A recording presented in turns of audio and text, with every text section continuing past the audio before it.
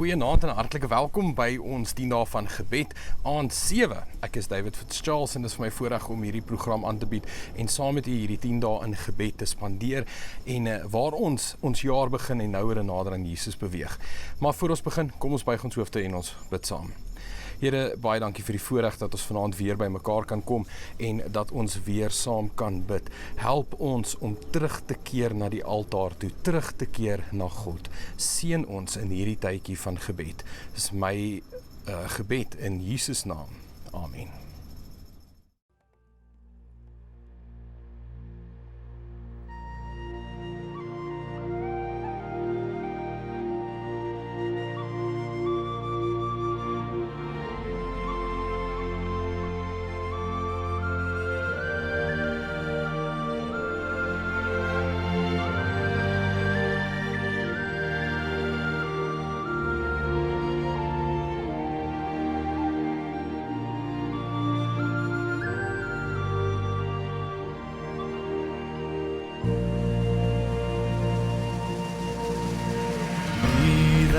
My vision, O Lord of my heart, not be all else to me, save that thou art.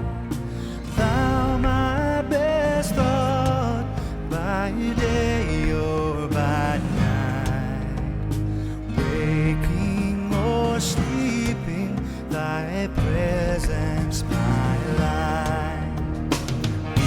Thou my wisdom, and thou my true word. I ever with thee, and thou with me, Lord. Thou my great Father, and I thy true Son. Thou in me dwelling, and I with thee one. Riches I need not, nor man's empty praise. Thou mine inheritance, now and always. Thou and thou only first in my heart. High King of heaven, my treasure thou art.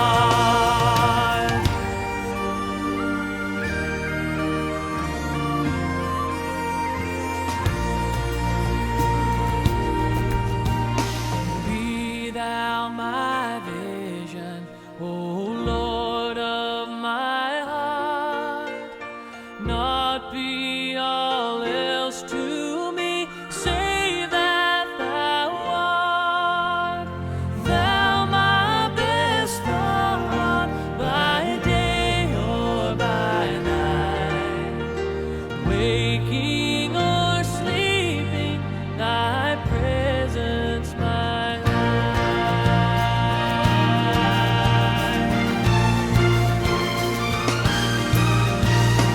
High King of heaven, my victory won. May I reach heaven's joy, bright heaven's sun. Heart of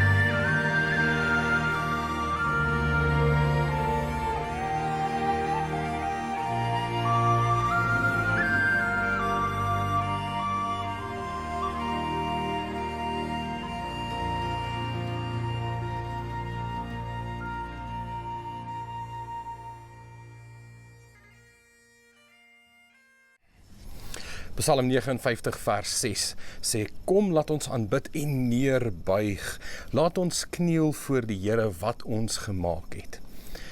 Die vraag is, hoe gereeld doen ons dit? Hoe baie doen ons dit? In 2018 het hulle 'n opname gedoen onder die 7de dag Adventiste Kerk en hulle het gevind, en dit is skokkend hierdie, dat slegs 34% van Adventiste huishoudings nog huisgodsdiens hou.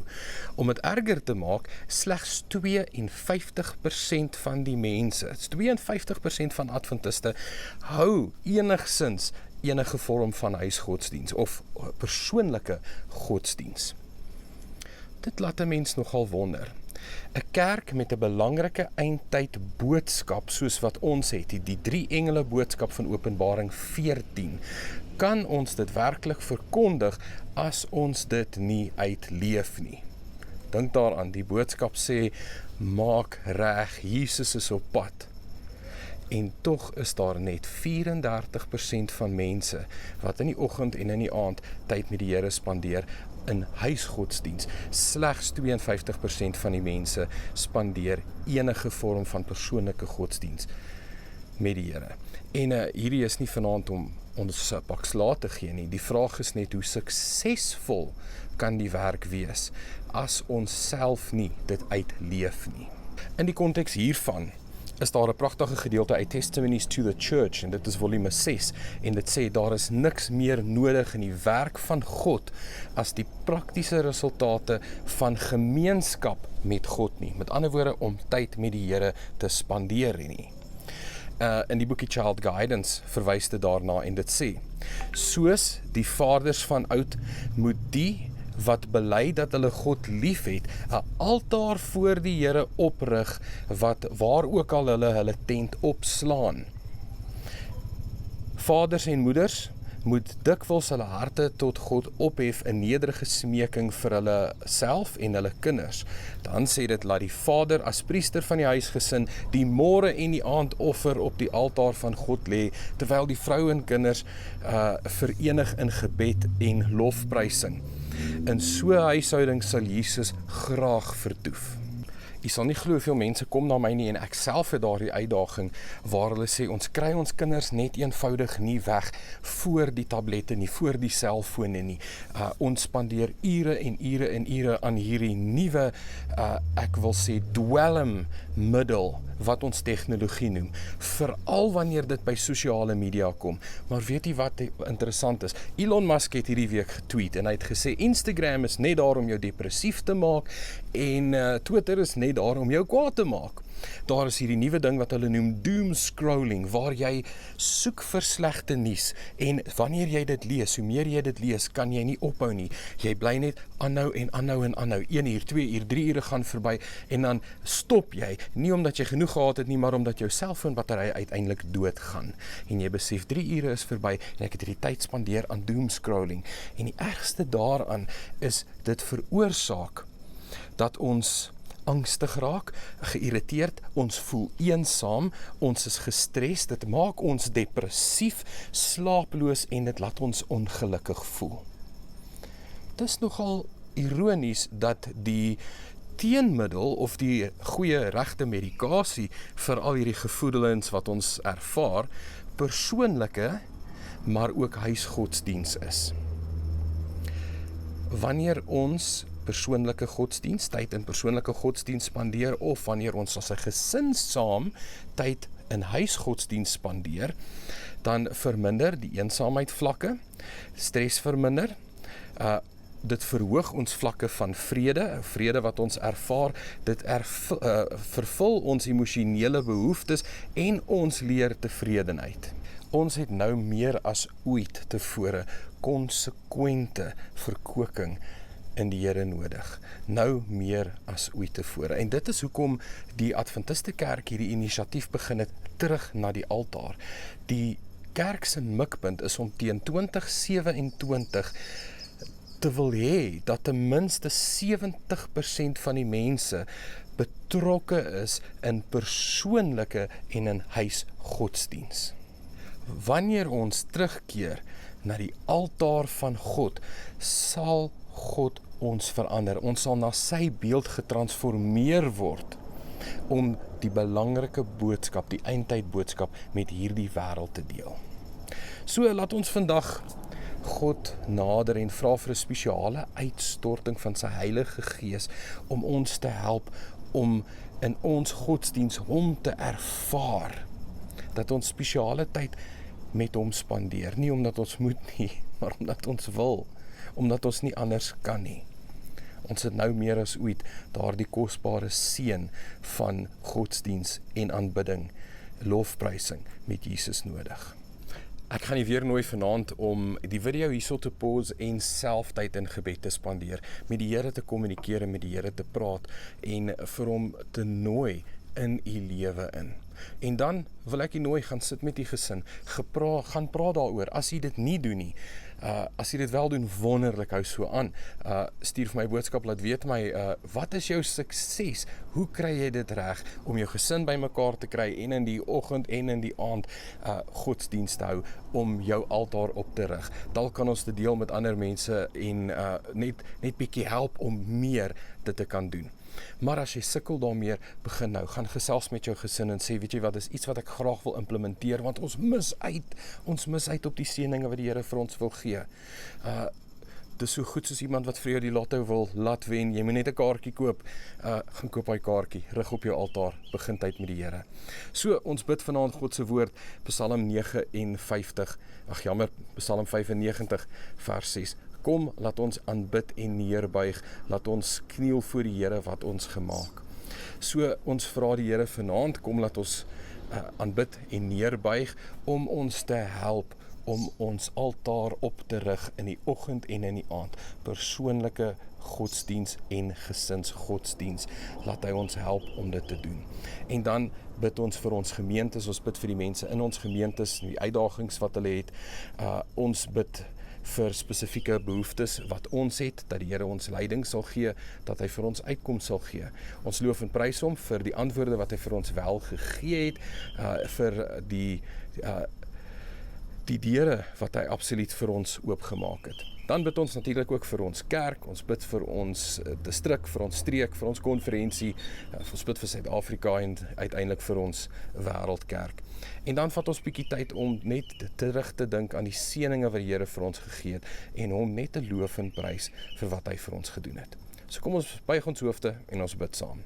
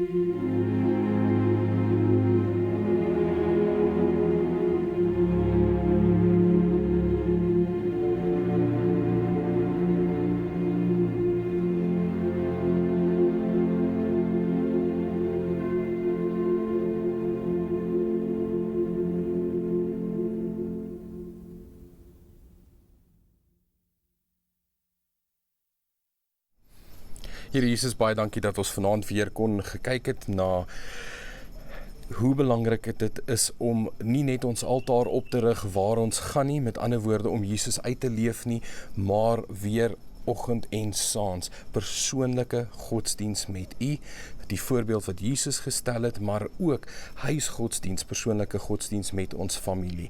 Ons word aangeval deur Satan, ons word aangeval deur hierdie wêreld met tegnologie, met sosiale media en alles op 'n subtiele manier is bedoel om vir ons te sê, jy is nie goed genoeg nie.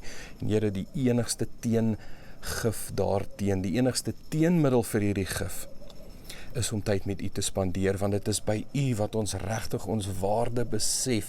Ons is koningskinders. Daar is koninklike bloed wat deur ons are vloei, want ons behoort aan U.